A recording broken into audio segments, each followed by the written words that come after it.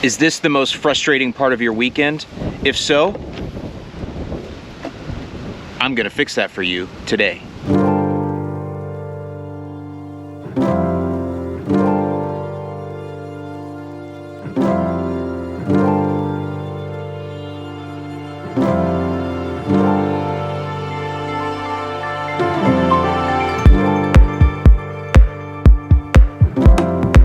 All right, so this is the Ortho Dial and Spray. Ugh. And over the last few years, I have been recommending this as your primary piece of kit to use when applying liquid biostimulants and fertilizer. Now, the reason I recommended that is because essentially there's a very low barrier to entry here. It's $10 piece of kit and you're in, right? So it's accessible to everybody. And the thing about that is over the years, I would say that there's been mixed reviews with this. Probably, you know, 20% of the people don't say anything. They don't really care. I don't hear from them. 30% of the people say, yeah, it works okay. And then 50% of the people say, this thing is garbage. All it does is cause me frustration. It burps and it bleeps and it creeps. I've lost the bleeps, I've lost the sweeps, and I've lost the creeps. The what? The what? And the what? And it's just, it doesn't work. Now, there are some modifications that you can make to make this work better. And I'll link up there in the eye because I don't want you to think you shouldn't be using this. If you like using the Ortho Dial and Spray, please continue to use it. I'm just trying to help the 50% of people that tell me, Al, this doesn't work for me and it just causes me frustration. Help. It's frustrating. It's frustrating. It's frustrating. Can you get the hell off of me? The thing about it is, even if you do have minimal gripes about this, or if it works flawlessly for you, you do still have some limitations with it. One being you're tethered to a hose. And so there's only so far out you can go before you need to take that off and move to another hose. The other thing with it is you really can only spray biostimulants or liquid fertilizers from this. Very few ides can be sprayed using this. And when I say the word ides, I'm talking about pesticides, you know, things like this, which is a fungicide, or this, which is a herbicide or a weed control, or this, which is an insecticide. For the most part, especially in the case of the ones I just showed here, which are professional formulations of ides, you can't apply those from a hose and sprayer. Number one, because it's not precision enough, and number two, because the label doesn't allow it. The label on these products will tell you that you need to use equipment that has a certain droplet size, or that has a certain rate, or that delivers the product in a certain way that is much more precision than what a hose end sprayer is. Now, as soon as I say that, there are some ides like this here, 7. This is a very popular ide, and you'll find this in most of your big box stores. You can actually use a hose end sprayer with this, see, because it's on the label right there, Dial Style Hose End Sprayers. But for most of these, and by the way, these professional formulations, for the most part, they're actually cheaper by the application than what you think. But if you want to get into these professional formulations, you're gonna have to use a pump sprayer or an air sprayer or a battery sprayer in order to get that precision application that's needed. And so that's where this comes in. Now, this is what I recommend as your introductory sprayer. Now, you can, once you get to master this, you can move up to much higher quality sprayers, backpack sprayers that are 4 gallons. This is a 2-gallon. I will link this below. I have talked about this a lot, so I'm just telling you, it works well. Now, this sprayer isn't perfect. As soon as I tell you that, you'll find people that have had challenges with it. But again, this is like an $85 piece of kit. It's not a $3,000 truck-mounted unit, okay? You know, like that you're gonna see on a Chemlon truck. But for us, again, pretty low barrier to entry, works fine, it's gonna get the job done, and it's gonna get the job done within the label specifications. Now, there are some other advantages here, and one of the advantages is, you know, not tethered to a hose, but the big advantage is the one we're gonna talk about most today, and that is what is called tank mixing. Put a tiger in your tank. Happy motoring. So not only do you have the advantage of being able to spray ides from this, you actually have the advantage of being able to mix multiple products all together, so you can do an application and get, say, 2 or even 3 products down, only having to walk the lawn once. This here is limited by the tank size mostly. Again, you can't put ides in it, but even if you were to put multiple products in here, the mix just gets too thick and it can't suck hard enough to get everything out. She's gone from suck to blow. So again, $10, what do you expect from it, right? But this does allow you to do a lot more, and it'll save you time and make you more efficient.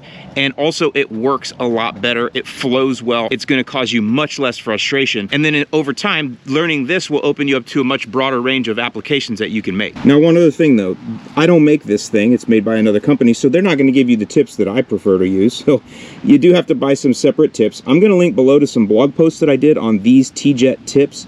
that tell you why we use the different ones, what the different colors mean, all of that stuff. This is a little bit more advanced, so I wrote a bunch of blog posts about it because it's just more of that free detailed content that I like to give out that teaches you the why behind the applications that we're making. So definitely check out those blog posts below that show you a lot more on these tips. For those of you that are a little more advanced, you know I was using the blue tip before. I've now switched to the white. That's just because I'm getting older and I can't walk as fast, and I actually weigh about 40 pounds more than I used to. And so I like to use the white tip because it gives me a little extra time to walk the lawn. Now, if you're somebody that's been watching up to this point and you're thoroughly confused, don't worry, I've got training for you too. It's called Yard Care Boot Camp. I'll link it up there in the eye. I'll link it below. It is for beginners. It's for those of you that are saying, man, all of this is confusing to me. Where do I start? Yard Care Boot Camp is where you start. It's training for beginners. It's also for those of you that are more advanced and maybe you have a brother, sister, dad, mother, son that wants some training. This is for them. This is going to teach them everything you've learned by watching my YouTube content for the last 5 or 10 years. It's all consolidated into one training program. It's Yard Care Boot Camp, and I highly recommend it for you beginners or for those of you that are struggling with understanding how to treat your lawn, or if you're scared of burning your lawn. It's going to take care of all of those problems for you, relieve all of that stress and fear, and get you out making applications and throw her down, boys! Throw her down. Let's hope for the best. All right, so tank mixing is essentially putting multiple products into the tank and applying them all together. There are some kind of rudimentary rules that you want to follow, some things you want to think about. And as always, I'm going to make a blog post below because this could be super complicated. I mean, this can get to be a really complicated subject. So with that, I'm going to show you 2 tank mixes today. And what's important to understand here is the first tank mix I'm going to show you are all products that need to be watered in.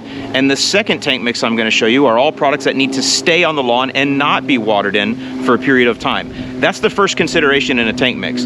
Does it need to be watered in or not? Because you can't mix the two together because you're going to have to break the label on one or the other, or sacrifice its efficacy because of that. All right, so let me show you something that you can do with this that you cannot do with a hose and sprayer. By the way, somebody said when I first got this zero turn here back last year, they said, you're gonna get fat now. Whoever that was, you were 100% right. So because this is more precision equipment, and by the way, I'm using the white flood jet tip, which will give me about a little over 3 minutes, maybe almost 3.5 minutes or so to empty this 2 gallons. And I can do 2,000 square feet at a time with this, which is a nice, comfortable walking pace.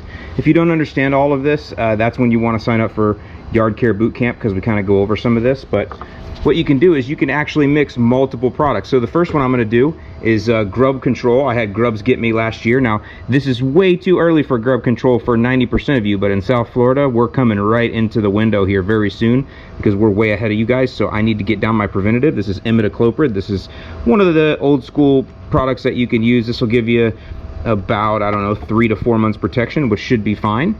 And we do sell this now in Yard Mastery or on the Lawn Care Nut, and this is actually cheaper than anything you can get all over the counter. So maybe I'll do a more comprehensive video on it, but the app rate there is 17 milliliters per thousand. This is a fill sheet that I always bring out. So with my 2-gallon sprayer here, I'll need 34 mils of the imidacloprid.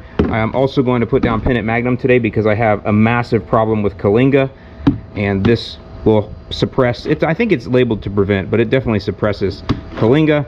And then I'm due for my next biostimulant application of Humic 12. Here you can see some of the Kalinga. Now I'm putting down a pre-emergent, so some's already emerged. It's year-round here in Florida.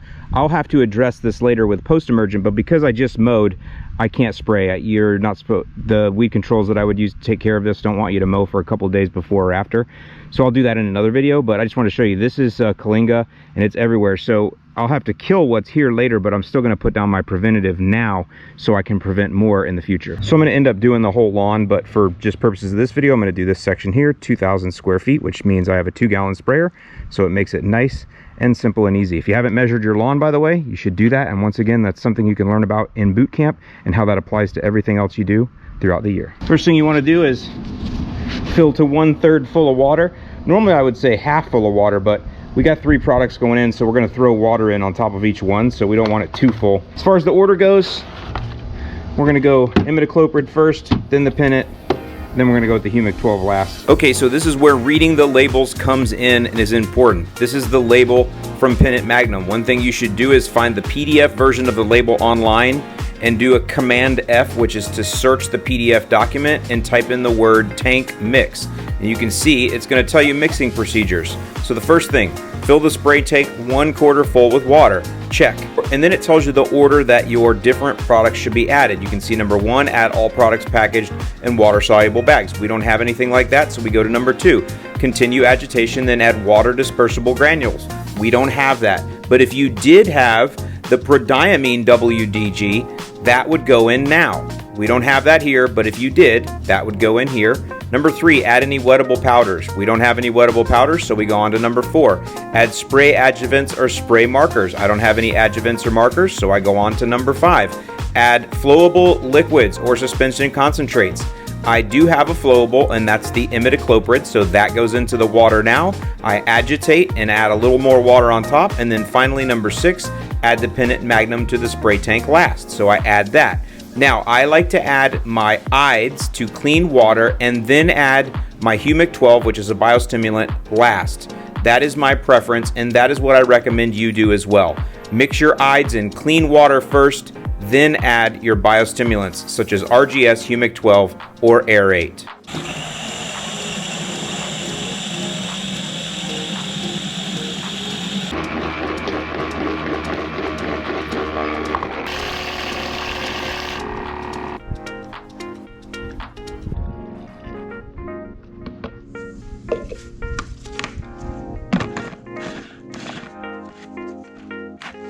All right, now we're ready to spray. As far as how I spray, I first do a trim pass and get all the edges done, and then I fill in the middle by walking east and west, back and forth. My overlap is tip to tip, and you can see that this is a fairly leisurely walk. That's because I'm using that white tip. If you want to walk faster, you can use a tip that has a higher output, and that's where the blog post below will help you.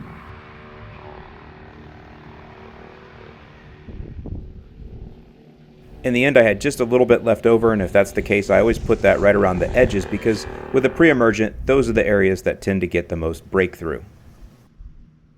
And then finally, because I've got pre-emergent here and a grub control, I want to go ahead and get this watered in. Okay, so you noticed all of those were products that needed to be watered in, right? We had an insecticide, that's a preventative, that's the imidacloprid, needs to be watered in so it can work. We had a pre-emergent, needs to be watered in, and then we had a biostimulant that needs to be watered in. So I watered all those in together with a 1/2 inch of water.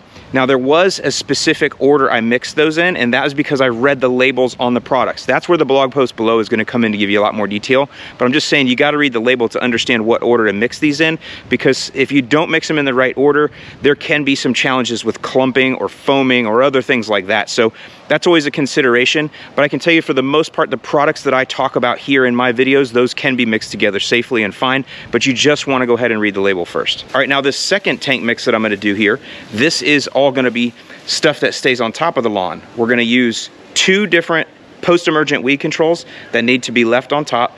Those are also going to need a surfactant that goes in with them, as well as then I'm going to use a fertilizer, the 700 Greene Effect, which is another product that you don't water in. In fact, out of all of the Greene County products that we sell, you don't water this one in. You water all the other ones in. This one needs to stay on top of the grass or stuck to the grass blades because it absorbs foliarly. It absorbs through the grass blades. In other words, it gets right in that way because it has an adjuvant in it, so it can get in quicker. Not all liquid fertilizers will do that, but this one will. So that's why I'm mixing it together with these, because everything's going to sit on top of the lawn to work. Okay, so now this tank mix contains post-emergent weed control Celsius. I like Celsius because it kills a lot of different broadleaf weeds and grasses, as well as it has no heat restrictions. I'm also using a specialty herbicide, which is Halo, which is the generic brand of Sedgehammer, which is going to kill sedges because I have a lot of Kalinga in the lawn. And then I'm also using the 700 Greene Effect, which is the fertilizer we talked about. On top of this, I'll also be putting in a surfactant, and that'll be the last thing I add in because both Celsius and Halo call for a surfactant, which is a sticker that helps the weed controls stick better to the leaves of the target. Now, one thing you're going to notice here, we're using a different tip. We need something that puts out a finer mist or a finer spray pattern. These are a coarse droplet, and that's for things that get watered in. So I'm going to go with this fan tip. This is probably not ideal because it doesn't actually put out enough. I'm going to have to walk the area twice, but it works because it's what I have. And this is the one that actually comes with the sprayer, so that's why I'm using it. We can explore some different tips for weed control sprays or surface applied sprays later, but for now we'll just use this one because it's what the sprayer came with. Get that seated in there. We're gonna start by going 1/3 of the way with water. People ask me about cleaning this out. So I have not cleaned it out since the last application. I did put water in here and run some water through it, but that's it. I didn't do like a full rinse out and everything, because everything that was in here before was safe for the St. Augustine grass, and everything that's going in here now is also safe for the St. Augustine grass. Everything that goes into the sprayer is safe for my lawn, so I don't necessarily have to do a full triple rinse every time. I just pump it down to the bottom, and then when I'm done, I put a little bit of water in it and spray it out just so the lines get clean, and that's it. Then I just let it sit till the next time. All right, and I have my fill sheet here. So again, at the top, these are the rates per gallon or per thousand, and then this is my actual fill. This is what I call my fill sheet. These are my fills. So for Celsius, I need 8 grams, which I've already measured out. I'm gonna go ahead and put that in. Then I'm gonna agitate. Add a little more water. Now, I don't wanna get a foamy action going here, so I'm not gonna blast it in there. I'm gonna agitate a little more. Next, we're gonna go with the Halo Select. This is the generic sedge hammer. The nice thing about this one is it just comes with its own scoop, and each level scoop is for 1 gallon, covering 1,000 square feet. This is what I call a spike. 1, 2. Agitate.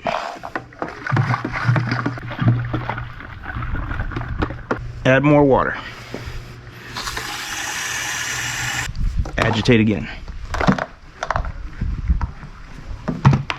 Next is going to be the Greene Effect. 16 ounces. Actually, my fill sheet's wrong. It says 8. It's actually supposed to be 16 because I got 2,000 square feet of coverage. Right there. A lot of people say this looks like the old Ecto cooler. Don't drink it. And surfactant, the application rate varies on depending which product you get, but usually 1 tablespoon per gallon. So we got 2 tablespoons here.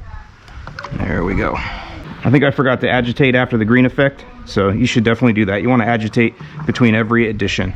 But after you put the surfactant in, you want to be careful.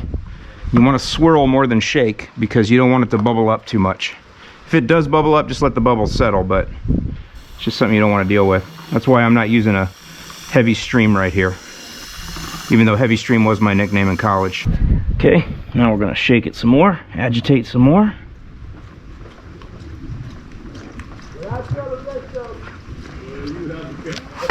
There you go.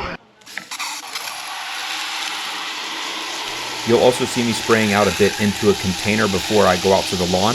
That is because I want whatever mix is in the tank to get all the way through the line before I begin spraying.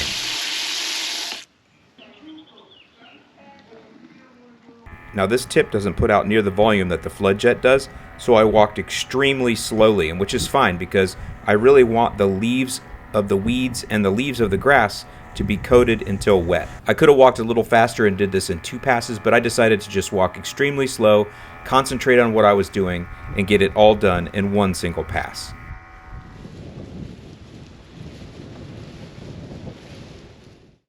Okay, so a few things to talk about there, and one thing that became evident to me that a lot of you have talked about. The first one is I walked painfully slow and got the thing done in 1 application. In other words, 1 pass. You could actually do 2 passes and walk a little bit faster, so go north and south and east and west, it'd probably be better. But I just did it in 1. I will explore some better tips, maybe that work a little bit better for this type of blanket application in the future, but the deal is you really only have to blanket spray weed control once, maybe twice a year. I mean, if your weeds are that bad, they're usually not, right? So that's the good news here. Now, the other thing is, it's evident to me that some of you had talked about how this sprayer doesn't put out consistently like I've talked about in the past, and I actually experienced that here.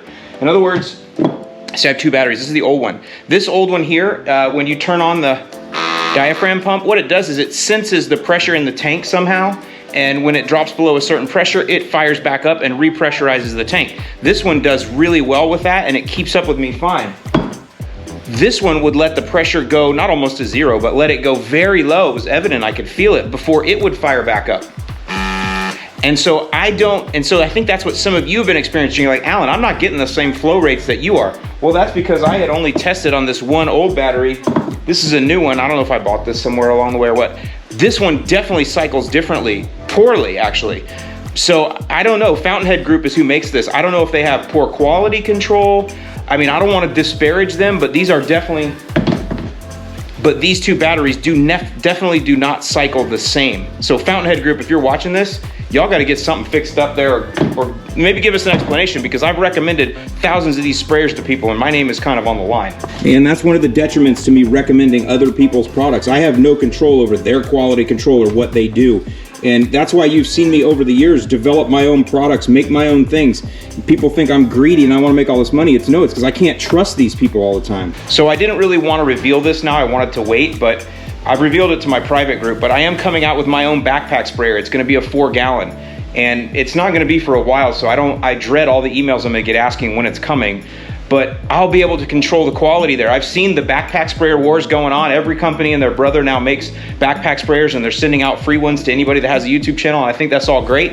I promise you though, those companies, the people that own them or make those sprayers, they're not lawn people. I can tell by the size of the pump that's in them, by what comes with them. What they're doing is they're having price wars is what they're doing, but they're not lawn guys. So, I mean, I'm sure some of them work great. I just know that I'm coming out with a sprayer that I can put my name on because I'm a lawn guy and I'm here with you every single week, whereas some of them, you know, they'll be making kitchen spoons next. But anyway, I gotta be careful. It sounds like I'm punching down, but I will be coming out with that. So right now though, this is still our best option. And what I would say is if you get one of these that doesn't cycle well, send it back, leave them a poor review on Amazon or something, I don't know.